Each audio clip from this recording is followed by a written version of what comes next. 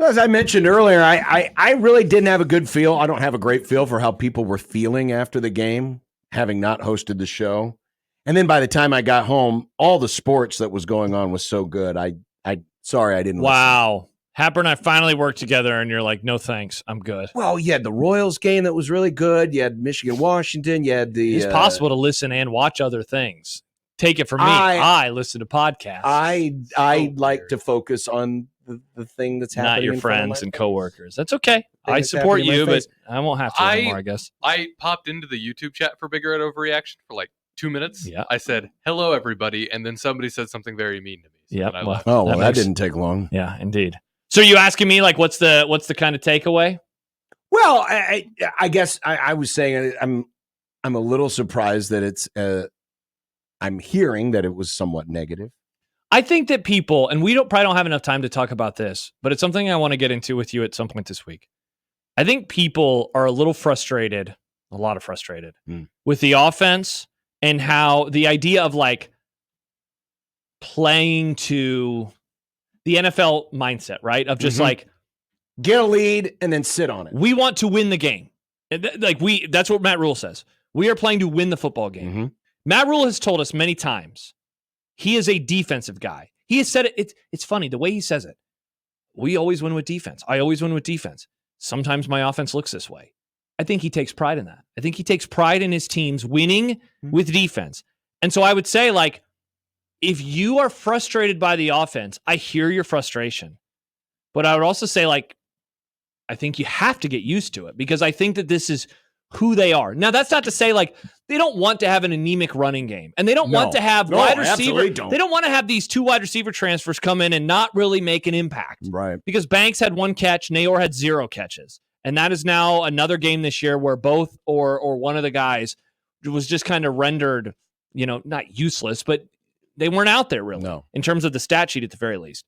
But I think that they, as a program, they want to win games. They want to be able to play defense, not turn the ball over, and get out with a W. And I think that it's annoying people, and I understand why. It also looks and reminds people of Iowa, which they've spent years making fun of. Yeah, but they're picking up wins. Yeah. They're picking up wins right now. They are. They're basically replicating Iowa's playbook with the notable exception of bad special teams. Yeah, exactly. Yes, 100%. But yeah, you're right. This is the NFL mentality. This is Iowa's mentality. Get out in front. Yep. And then just don't lose the game. Correct. And let your defense go out and win it for them. Now, while I agree with you completely, that is what they're doing.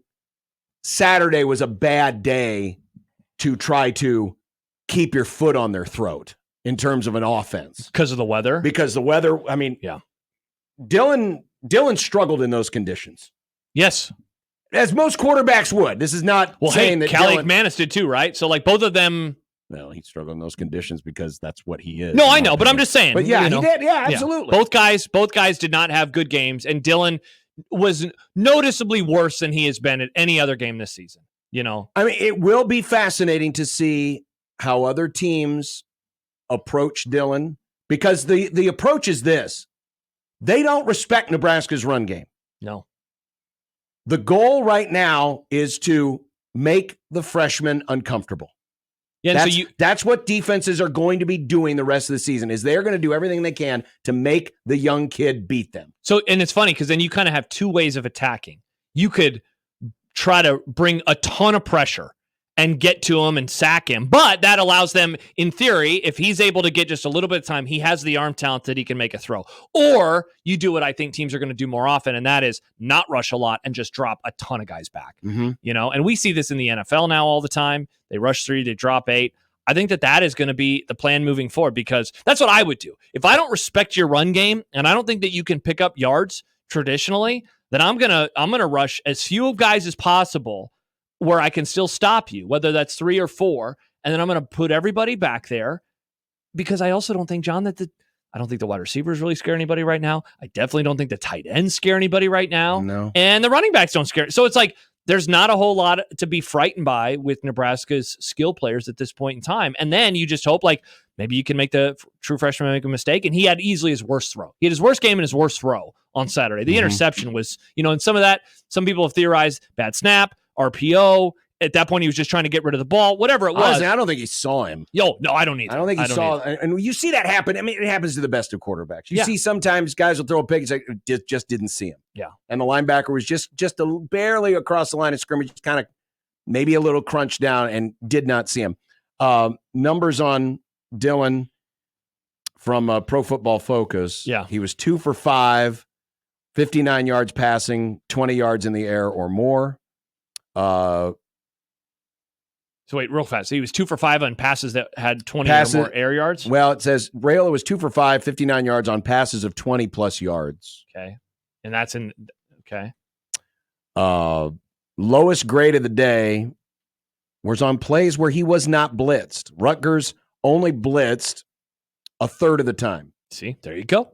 Drop a lot of people back. Only a third of the time. Now, the scary thing is they got home even without blitzing. Mm-hmm.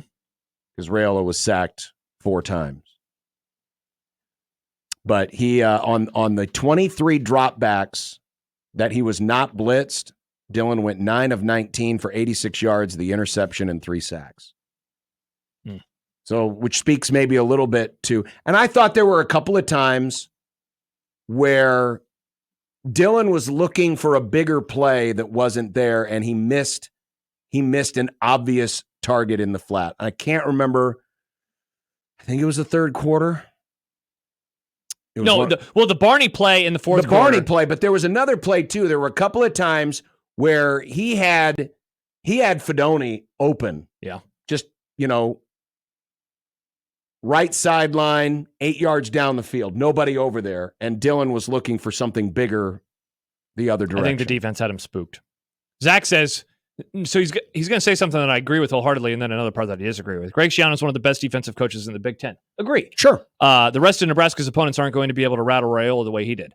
Disagree because they have Ohio State. They have Iowa still on the schedule. They're going to play good defenses still moving forward. Ohio State's defense is awesome. They have Jim Knowles, and they have better athletes than the one that Rutgers has. Iowa's defense is consistently great. I know it was against UCLA, but Indiana made a living just crushing UCLA's backfield. Mm-hmm. They've given up a lot of points the last few weeks. Only 17. Only 17, right? But Maryland put up some points. This isn't to say that Nebraska can't score on Indiana. It's just certainly Ohio State and Iowa I would put in the same category of if those could be tough. I mean, if Rutgers ends up being the best defense Nebraska plays, oh my God, yeah, they will be very fortunate, but I don't think that's true. No, definitely not. You do hope, though, that this ends up being the worst weather day, and you never know because it's Big Ten country and it's October. Who knows what's going to happen. But, yeah, Ohio State's going to be a bear. That game is going to be very, very difficult.